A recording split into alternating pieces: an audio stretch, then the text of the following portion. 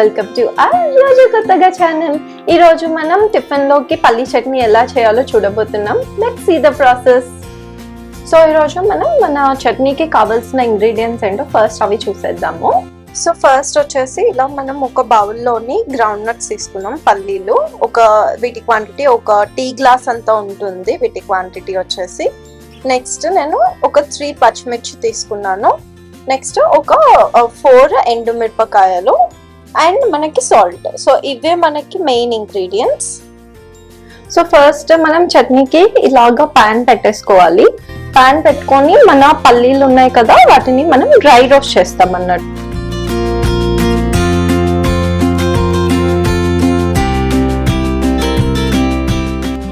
So మీరు కావాలి అంటే వీటిని ఇలాగ డ్రై రోస్ట్ చేసుకోవచ్చు డైరెక్ట్ గా. లేదు అంటే మీరు ఇందులోని కొంచెం ఆయిల్ మిక్స్ చేయొచ్చు, లైక్ 1 pinch ఆఫ్ ఆయిల్, లేదంటే 1 spray ఆఫ్ ఆయిల్. నేను ఇలా స్ప్రే చేస్తున్నాను. ఒక్కసారి స్ప్రే చేసేసి జస్ట్ మనం వీటిని ఆయిల్లోని ఫ్రై చేస్తాము. ఎక్కువ వద్దు, జస్ట్ ఇట్లాగా పైన జల్లినట్టు ఆయిల్ వేస్తే సరిపోతుంది. సో మనం ఆయిల్లోని వీటిని ఫ్రై చేసేసి వీటిని మిక్సీ చేసుకుంటాం. సో మనం వీటిని ఇలాగా మాడిపోకుండా కలిపేసుకుంటూ ఉండాలి అన్నమాట.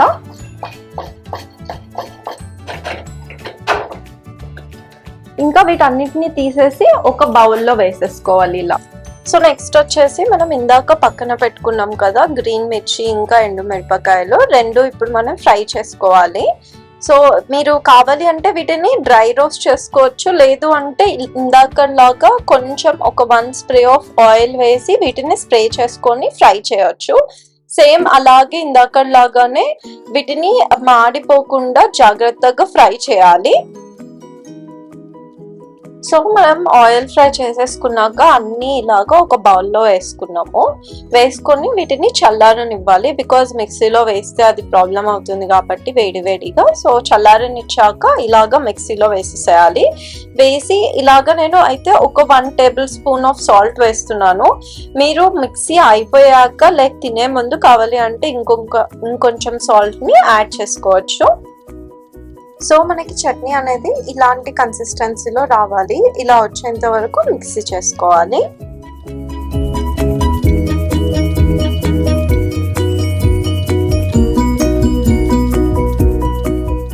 సో మన చట్నీ ఇలాగా ఈ కన్సిస్టెన్సీ వచ్చేసిన తర్వాత మీరు ఇలాగే దీనిలో పోపు వేసుకోవచ్చు, ఆరెల్స్ కొంచెం వాటర్ మిక్స్ చేసుకోవచ్చు. నేనైతే కొంచెం వాటర్ మిక్స్ చేసా. నెక్స్ట్ వచ్చేసి మనం పోపు కోసం ఇందాక మనం ఈ పల్లీలు ఫ్రై చేసుకున్నాం కదా, సేమ్ అదే గిన్నెలో నేను ఒక 1.5 spoon full spoon of oil వేసి ఇందులో మనం పోపు చేసుకుంటాము. సో మన ఆయిల్ ఇలా బబుల్స్ వచ్చేసిన తర్వాత పోపు కోసము ఇందులో పోపు దినుసులు వేసుకోవాలి ఫస్ట్. సో నేను అన్ని కలిపేసి ఇలా ఉంచుకున్నా. ఇది ఒక 1 full spoon తీసుకొని ఆయిల్లో వేసేసి కలిపేసుకోవాలి. అలాగే నెక్స్ట్ ఇందులోని నేను కరివేపాకు కోసం ఒక స్టెమ్ కరివేపాకు ఫుల్ ఇలా తీసుకొని ఇది మొత్తము అందులో వేసేసి కలిపేసుకుంటాను. సో కలుపుకునేటప్పుడు జాగ్రత్తగా ఉండాల్సింది ఏంటి అంటే చాలా లో ఫ్లేమ్ లో వీటిని కుక్ చేయాలి, లేదు అంటే మాడిపోతాయి. సో మెల్లిగా కుక్ చేసేసుకోవాలి. ఇది కుక్ చేసుకున్నాక దీన్ని మన చట్నీ ఉంది కదా, చట్నీలో వేసేసి కంప్లీట్ గా ఇలాగా బీట్ చేసుకోవాలి. అప్పుడు మన చట్నీ టెక్స్చర్ ఇలా అవుతుంది. సో చట్నీతో పాటు తినడానికి నేను దోశ వేస్తున్నాను. సో నేను ఈ దోశ బ్యాటర్ వచ్చేసి నార్మల్గా ఇంట్లో పట్టింది కాదు, నేను ఇది ఆన్లైన్లో ఆర్డర్ చేశాను. లైక్ మనకి ఇప్పుడు జెప్టో, బ్లింకిట్ ఉన్నాయి కదా, వాటిలోని ఆన్లైన్ బ్యాటర్ అమ్ముతున్నారు.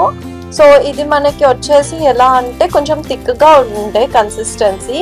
అది వాళ్ళు బోత్ ఇడ్లీ అండ్ దోశ రెండింటికి ఒకటే బ్యాటర్ వాడతారు. సో అది థిక్గా ఉంటే నేను కొంచెం వాటర్ వేసి ఈ కన్సిస్టెన్సీ వచ్చేలాగా చూసి దాంతో దోశలు వేసేస్తున్నాను. సో మీరు కావాలి అంటే దాంతోనే మీరు ఇడ్లీ కూడా యూస్ చేసుకోవచ్చు, 2 in 1 లాగా. అంతే, మన దోశ అయిపోయింది. మళ్ళీ నెక్స్ట్ వీడియోతో కలుద్దాం.